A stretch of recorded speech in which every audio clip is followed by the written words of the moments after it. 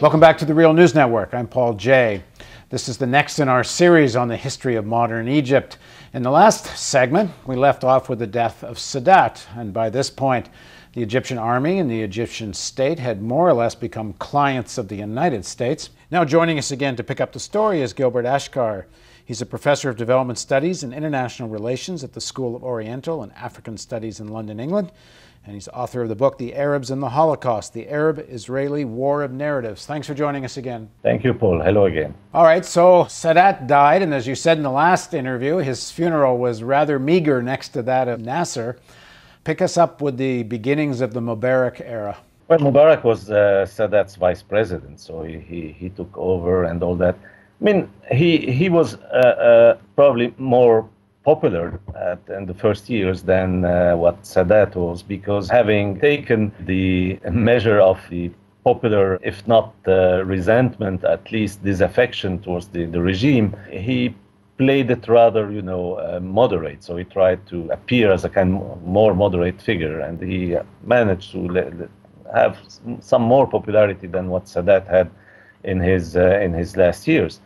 But then we are speaking of something of a rule that started in 81, after assassination of Sadat in October 81. So that's extremely long period, and as everybody knows now, because this has become major news throughout the world, that this man is over 80. He's quite old for a president. Now, basically, he just continued everything Sadat had started. That is the so-called infitah, which means the opening, which means actually the liberalization of the economy, the implementation of the neoliberal recipes in the private sector, and increasingly wide private sector at the expense of public services and the rest. We are going through economic reform, and the economic reform has its side effects. The side effects, some burden on the people. And this I told the people before starting the economic reform. And this is everywhere, all over the world. Whenever there's economic reform, that people are affected. At the same time, we are making reform to the economy. With another 2 or 3 years, there will be stabilization. At the same time, we are working hard to raise the standard of the people who are being affected.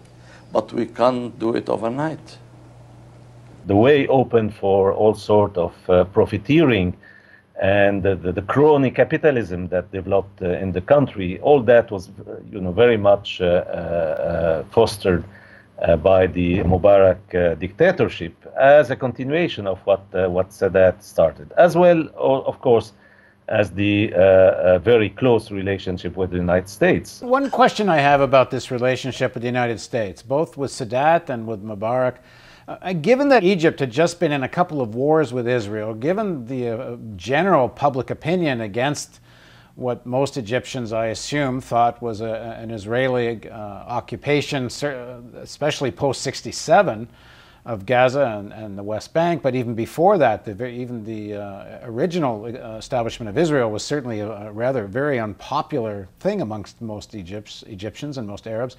How does the Egyptian elite and the Egyptian military caste sell becoming a client of the U.S., of the United States, which clearly is the reason there is an Israel?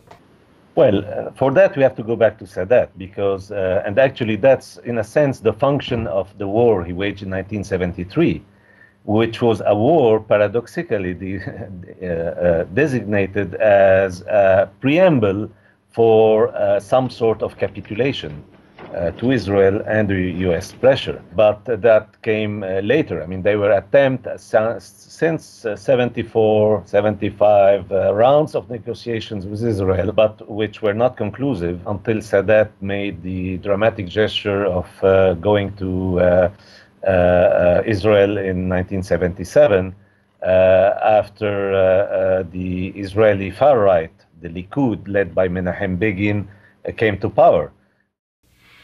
On November 19, 1977, Egyptian President Anwar el-Sadat flew to Israel to meet with Prime Minister Menachem Begin, the first official visit to Israel by an Arab leader since the founding of the Jewish state in 1948. I'm feeling that this is a sacred mission because, as I said, the alternative is horrible. Of course, Egypt is the largest and strongest Arab country neighboring with Israel, and we are very interested in having peace with Egypt and friendship too. So he went there, and that was that accelerated the Egyptian-Israeli so-called peace track, and led actually to the treaty signed between the two countries in '79, and then implemented gradually until the early '80s, through which Israel gave back to Egypt the Sinai, except the Gaza Strip, with limited Egyptian sovereignty over the Sinai, that the Egyptian army didn't have the right to go there, only police forces. And so this peace treaty was sold by Sadat to the Egyptian people in the same way that the shift in relations from the Soviet Union to the United States was sold to the Egyptian people with promises that this will bring, a huge prosperity to the country. Everybody will get in some way rich or better. We're dumping the collapsing Soviet economy and we're going to ride the American gravy train. Absolutely. And I guess for the Egyptian elite, at least, I guess there was some truth to that. Well, for the Egyptian, elite depends what we mean by elite, but the Egyptian rich, this crony capitalism that developed since the years of the infitah of Sadat to a very extensive degree, yes, indeed. These people made a huge lot of money, and that's how this country, gradually, this country which was, even with quote marks or without, anyhow, economically considered a socialist country in the '60s, is a country where, if you look at the government just before the recent popular protest, it's a concentration of multimillionaires, of very rich people. And the head of the party of the ruling party is also a major capitalist. So this is a really rotten country with a lot of crony capitalists, very rich guys in power. Many of them originate in the military because there is the borders between the military and the private sector are quite porous, and a lot of military end up in the private sector as rich capitalists or on boards or whatever. And this is this kind of very rotten situation that existed in a country where 40%, and these are official figures, 40% of the population live on less than $2 per day.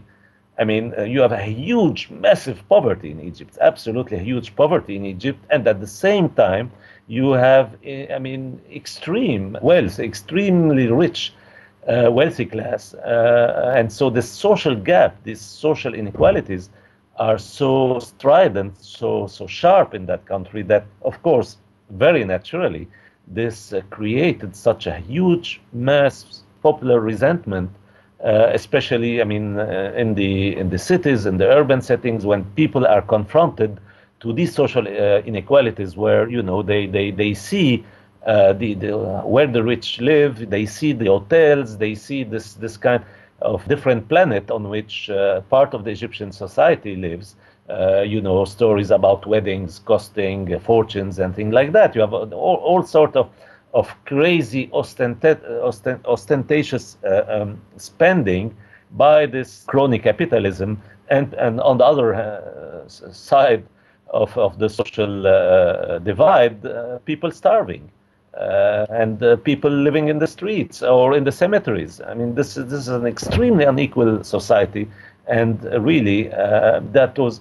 It was absolutely clear for any person who knew about Egypt or knew Egypt that this country would sooner or later go through an explosion. Okay, so in the next segment of our interview, let's get up to the period of the explosion. Please join us for the next segment of our interview with Gilbert Achcar on the Real News Network.